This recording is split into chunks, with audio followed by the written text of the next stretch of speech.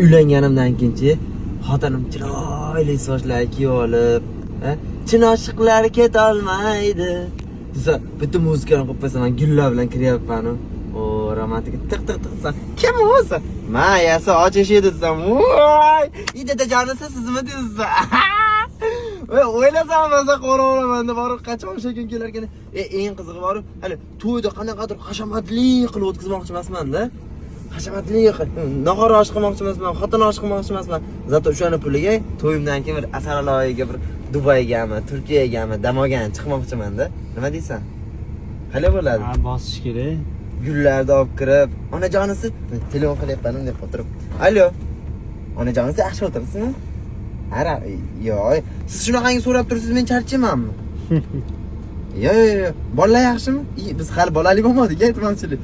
Ha, xudo bersa, qachondir bo'lamiz-da, xudo xolasa. To'yimizga endi 2 oy bo'ldi-ku, ha? Ha, yaxshi niyat. Nima yegiz kelyapti? Siz yegiz kelmayaptimi? Talab qilyaptimi bolamiz? Endi tushunaman.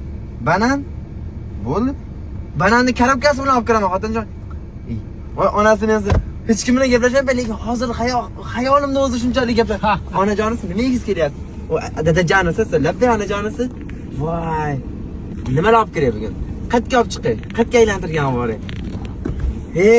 O'ylasam maza qoraman, qachon ekan o'sha kun, ha?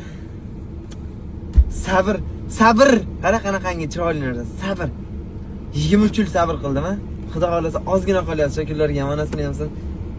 Bir baxtli oilalardan bo'lsak, romantikalar qilib, muzikalar qo'yib qo'yib, gullar bilan kirsam yegiz kelgan narsa. Endi ko'pchilikning qangi nima deyardi, lekin sushi degan narsani yaxshi ko'radi-yu. Uni men yaxshi ko'rar ekan-a.